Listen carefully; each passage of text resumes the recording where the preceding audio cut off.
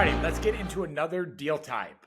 This video, we're going to talk about the FlipKey. Who's the FlipKey for? The FlipKey is for somebody who wants the fast cash. If you want cash flow in the first couple of years in our program, then you need to flip houses. Generally, most people flip, they take that cash and they put it in long-term rentals. And so flips are people who just want to make some extra cash. They want to flip inside their self-directed IRA, make a bunch of cash that, they don't pay a ton of taxes on. But it's just another lever to pull if you want to do deals and you don't necessarily want another rental. So the reason we're doing FlipKeys right now is because prices are the highest they've ever been and interest rates are the highest they've ever been. So it's a good opportunity right now because the retail buyer with the inventory shortage we have does not care about the high interest rate. It was shocking to everybody once they rose interest rates in 2022, but the retail buyers consistently not cared, nor has the real estate investor. Our volume has definitely gone up since interest rates went up. So this is why we do, and I buy houses, all the wholesaling we do is because we know we have a big market for you guys who want these houses. So we got to go direct to seller to find them. So creative deals like Berkeys, they extend your pile of cash. Tired landlord deals extends your pile of cash. FlipKeys help build your pile of cash. And so generally a lot of people do a mix of FlipKeys and Berkeys. So it's just another way for people with cash machines to maximize their time and capital. If you can passively flip, why not do it? So let's get into X's and O's of how we do it. So what makes a great FlipKey? D-class is generally under $80,000. I know people who buy these. They think they're a great Section 8 deal. We'll do them if you beg us to, but we don't love deals like this because there's no retail buyers, only investor buyers. And the assets are generally very, very old and rough. Now we got C-class. Generally, there's no retail buyers available for these. So these only are going to be investors. And generally, investors are going to try to beat everybody down on price. Now, B class is between 135 and 165, sometimes all the way up to around 175. In these neighborhoods, there's some retail buyers and there's some investor buyers. That's why it's a big mix. Now, A class rentals is 165 really to 200 to 220. So there's a lot of retail buyers in these neighborhoods, which are keeping prices up, and some investor buyers. And so in the A class rental, you may not get the rent to produce cash flow in the first couple years, but you're going to have a great asset that's going to appreciate more. Now, the FlipKey class is anywhere between $200K and $475K. Very few investor buyers want to play in that space. It's all generally retail buyers. So here's a case study, 1125 Meadowlark. So this buyer be walking into 37% of instant equity. Now, this buyer, he wanted his equity up front. So same house, sold it for $225, put $30K into it.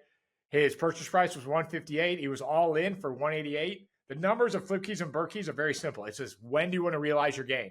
This buyer on this one, he wanted to realize his gain early. So his $30K spread, though, did get knocked down to probably a $25K spread because of fees and commissions from the realtor. So if you're thinking, do I do FlipKey or Berkey?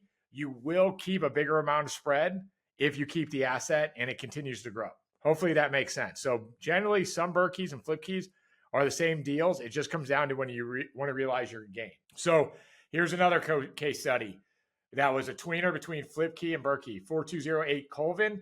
Purchase price was $166K. The rehab was about 25. The house easily sold for $235. So once again, this guy made another $30K as a flip. Now, who is your buyer of a FlipKey? It's important to understand this. It's your FHA, VA buyers. We are not going to FlipKey luxury home. We're going to FlipKey homes that are in the median home price, generally bought by a FHA, VA buyer. So let's talk about how FHA and VA loans, how they're different. So a turnkey scope, we're going to get down to it in the tiers, but a turnkey scope, we really worry about the mechanicals. We don't so much the rentals. We don't so much worry about the aesthetics. So turnkeys, we built like a tank. But an FHA checklist, what does an appraiser look for? A roof must be sturdy enough to reasonably last 2 or 3 years, and it must keep the moisture out.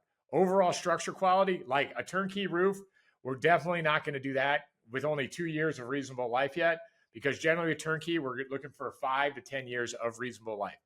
FHA and VA inspectors will also overlook stuff like poor workmanship, missing handrails. We're not going to be in that business. I'm just saying this to say that FHA standards are not the highest standards that you're going to get because there's an inventory shortage and people just want these houses.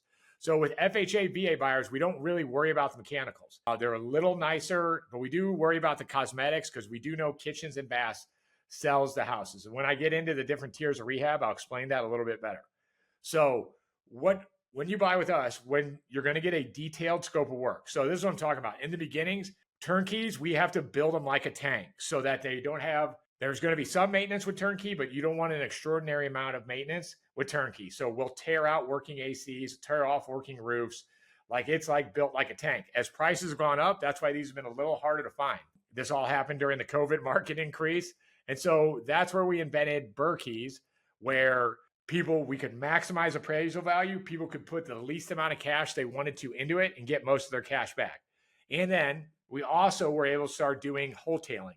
And some of the FlipKeys will be wholetails. A wholetail is a hybrid form of real estate investing, part house flipping and part wholesaling. The word itself is a combination of wholesale and retail. In a wholesale deal, the investor purchases a property, makes either very few updates or repairs, none at all, and then sells it on the MLS to a traditional home buyer for profit. And so in my flipping career, we've done a lot of this. Some FlipKeys, we do qualify as a wholesale as well. And so that's going to an FHA buyer where I'm saying for the lender to lend does not have to be perfect. Where on a full-fledged retail flip, things have to get closer to perfect. On turnkeys, the mechs at least have to get closer to perfect. So here's the thing about mechanicals: plumbing, HVAC, roofing, and electrical. This is where the big line item costs come in owning real estate. And so with a turnkey, if you're going to own the asset for 10 years, yeah, the mechs are important to you. If you're flipping and you can get an FHA buyer to buy it without replacing mechs are no longer important to you. Something also that's interesting is plumbing and electric generally has to be done before rehab. Some electric, the roof and the HVAC can be done whenever. So if we're flipping, we'll leave an HVAC and a roof as a negotiation point for the new buyer, not necessarily something we're going to instantly add to the scope. So here's what you're going to get when you buy houses from us, that detailed scope of work. We're going to tell you what type of tier it is. So tier 0 is just generally our estimates go out with tier 0. Best numbers we have for a walkthrough. Tired landlord deals come with tier 0 scopes. So like an occupied house, you're not going to do any work right away. That's a tier 0 scope. Tier 1 is a rental grade viable property to pass occupancy inspections. Aesthetics really aren't that important. It needs to be clean and things work. The deal types this is for sub 2 deals, rentals that have been rehabbed in the last 5 to 7 years. I'll call these deals that have a little bit of hair on them, that they're good deals, but there's just not enough work to do a full-fledged turnkey scope on. Now, tier 2. Tier 2 is for wholesale and FlipKeys. We're going to do the minimal scopes to maximize the appraisal value. So maybe we're going to save money on mechanicals, and we are not going to replace a viable roof or a viable AC, because if you're going to sell it right away as a flip, who really cares? And then a FlipKey, you don't want to, if you have a working asset, you're not necessarily going to want to put the cash into that house right then and there. So we do tier 2 scopes on FlipKeys and FlipKeys. They need to pass FHA, VA inspections. Only do mechs if the FHA, VA require it. We replace, if there's rot in the cabinets, replace countertops, and backsplash. So below 160, we're going to do a laminate countertop, shower surrounds, or reglaze and LVP. Above 160, it's going to be a higher level LVP, granite countertops, and subway tile. Above 225, it's manufactured hardwoods, granite, subway tile. Tier 2 is all about FHA, VA standards. Now, tier 3 is a full turnkey scope where we're really going to focus on mechs. And to get appraisal value, we're probably going to focus on kitchens and baths. So once again, replace cabinets, replace countertops, backsplash. The below 160, above 160, and 225 rules in the tier 2 still apply. Now, tier 4, this is a whole kitchen sink. Best of the best, high-end finishes, high-end emphasis on kitchen baths, more emphasis on mechs or anything that would make a retail buyer hesitate. So aesthetics are incredibly important on tier 4. And so we're trying to maximize the retail value. We live by the Oreo rule in tier 4. If you could drop an Oreo on it, and the floor is so clean that you would still eat the crumbs off the floor. That's what we're looking for in tier 4. And then same thing with above 225 or above 160, we're doing granite countertops. Most of those are going to be granite countertops. Now, here are the rehab phases. Rehab phases are important with the Uber model we run because you're going to need to know when to pay the contractor. I'm going to get into Uber in a second here. So phase 1 is demo, trash out, HVAC, final inspection, electrical, plumbing rough, drain, lateral, and then the biggest delays on your guys' rehabs are going to be the electrical and the plumbing rough inspection. Phase 2, roof, foundation, windows, floors, drywall, interior doors, paint, trim, interior lighting, vent, switches, outlets. So this is where all the flooring, all the paint gets done.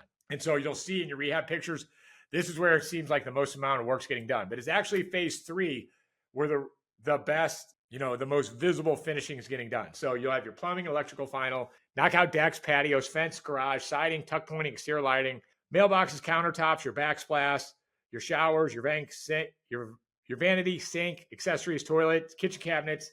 And so this is where it really comes together. And then phase 4 is really punch list, driveway, final cleaning, landscape, appliances, basements, extras. So here is the payment process in the Uber model. So our owner's rep will walk the house, inspect the quality of work, and tell you that, hey, it's okay to pay the general contractor at this point. And so also you're going to have an idea, because we're going to send you a Gantt chart of the dates of when everything expected to be done on your property. So you're going to be able to follow along on the Gantt chart to say, hey, your property's on or off track. Now, in construction management, in the Uber model, here is the feedback after doing this for 7 years that we have from clients. They want more positive control and they want more transparency. And so the solution we came up with this is what we call the Uber model. So just like Uber connects a driver to a vetted driver to a vetted rider, we're going to connect a vetted investor with a vetted general contractor. And so where I got this owner's rep concept is I got a buddy, he worked to build SoFi Stadium. And so the owner of the Rams didn't go by and inspect everything on SoFi Stadium, but he employed an owner's rep to look out for his interests. So Black Knight Construction is your owner's rep looking out and advising for your interest. The good thing about this is now you do have contact with the general contractor and you will know step by step what's going on. If you want to be very involved, great. If you don't, just say, hey, to your owner's rep, hey, handle most of this for me. Just let me know. I want to know this, this, and this about the project. Because here's your biggest danger in construction is that contractors run off with your money and your work is not inspected and you pay. The owner's rep eliminates that risk. We tell you when to pay the contractor and we can tell you when not to pay because we inspect the work. So here's the process. You get a deal with a rehab estimate and then you'll receive a recommended scope. Then you sign the contract to buy the house. Then right around closing time, the GC will confirm he's good to complete the recommended scope or a scope of the owner's choosing. BKC reviews scopes for errors, ensures the scope will meet your expectations. Then we close on the deal. So you're going to be signing 2 contracts. You're going to be signing 1, employing my team to be your owner's rep, and 2, with the contractor to complete the scope. So owner pays 50% of the job to start the project. Owner's reps, the eyes and ears of the owner during the process. The GC submits payment requests and picks directly to owner and owner's rep. Owner's rep then walks the property, confirm completion of line items. So here's their owner's rep's guarantees. The property visit with picks every 2 weeks for all active project. Active means we're not waiting on a permit and that actual work is taking place. So 72 hours before a phase completion date, we will do an update and a walk.